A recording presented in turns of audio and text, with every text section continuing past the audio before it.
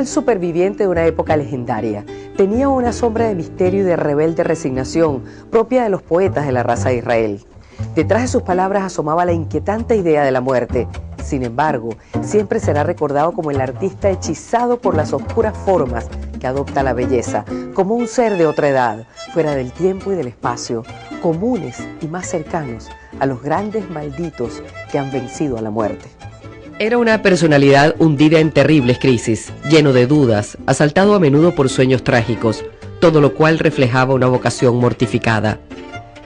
Buscaba la verdad a través de su poesía, y aunque su vida transcurrió en medio de grandes contradicciones, ese mismo sufrimiento generó una obra poética descomunal, tan apasionada como inexplorada por resultar generalmente incomprendida.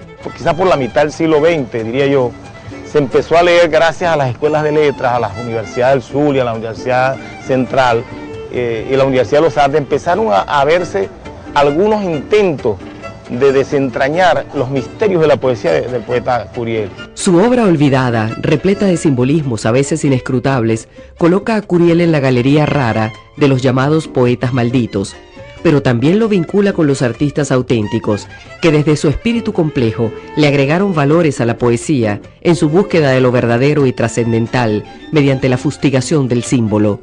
Desde hace décadas, sus coterráneos poetas persisten en el intento de reivindicar y exaltar su obra. También recuerdan su memoria, divulgando y contribuyendo al conocimiento crítico de quien consideran la más alta figura lírica, nacida en Coro en todos los tiempos.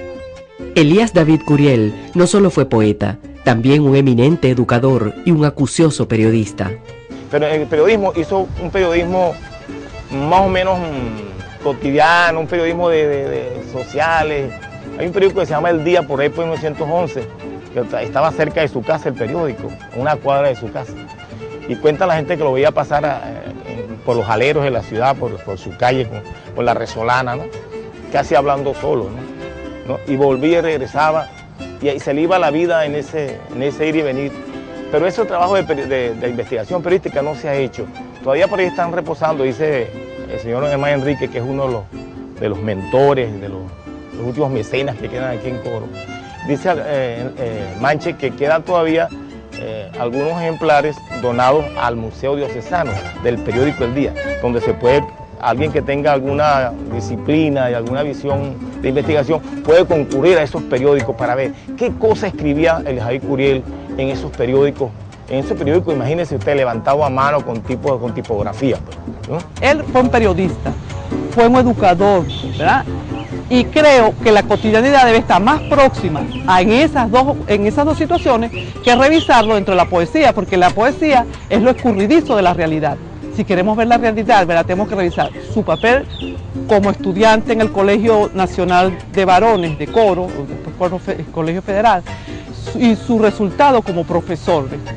En todas las áreas dejó una obra profunda que quizá inspiraba el anhelo de trascender a una vida monótona, como él mismo la describía, una calma de la muerta ciudad que fue su cuna, en donde emparedada como en una bóveda ardiente se me asfixia el alma. Esa aridez de la región en que nació es también la cuna de sus estrofas. Pero en esas, sus desgarradas estrofas, es el espacio donde el poeta se encuentra. Que el hombre no es una cosa aislada de lo que siente, de lo que hace, de su formación. Todos comulgan en ver una poesía que es extraña, en decir que se parece a otro por su forma rara como confronta al mundo donde vive. Sin embargo, él tiene una cosa que es bien importante. Primero, que aparece en una ciudad que es exageradamente católica con un pensamiento judío. Otra cosa que hace es que no solamente se queda en mirar su interior, sino que es capaz de mirar el exterior, que es Coro. Y ahí va buscando adaptarse, va buscando encontrarse. Dicen que Coro es una ciudad bíblica de hastío y dureza. Hay una fruta emblemática llamada urupagua que se da una vez al año en la Sierra de Cabudare. El novelista Agustín García escribió: la vida de blanco y negro nos la pintan de urupagua, por fuera una cosa negra, por dentro una cosa amarga. El caso de Elías David Curiel es desconcertante por lo insólito y por lo tenaz, también por lo genial. Fue solo a los 100 años de su nacimiento cuando casi efectivamente se cae en cuenta del trabajo de un poeta extraordinariamente importante en el panorama de nuestra literatura. El impacto es posterior a su muerte. Él en sus tiempos el que hacía poesía nadie lo entendía, nadie lo comprendía. Lo descubren son los críticos literarios. A él no lo interpretó nadie en su momento. Y todavía digo, al siglo XXI, todavía sigue siendo un poeta extraño y realmente olvidado como lo fue el poeta Ramos Sucre. Lo cierto es que fue un poeta extraño, distinto, original y profundo, que no buscaba simpatías, sino encontrar en su oscuro interior a sus doloridos versos. Por eso no solo hay un contexto geográfico que nos ubica a la figura del poeta, sino también uno vivencial y humano. Elías David Curiel nace el 9 de agosto de 1871 en una Coro, que es una pequeña ciudad empobrecida, atrasada, en cuya vida gravitan todavía las consecuencias de severas pérdidas históricas. Intentaré explicarme. Esas severas pérdidas históricas consistirían en la pérdida de la capitalidad política y religiosa que privó a Coro de su condición de gobernación y obispado de la provincia de Venezuela, de cabeza de la provincia de Venezuela.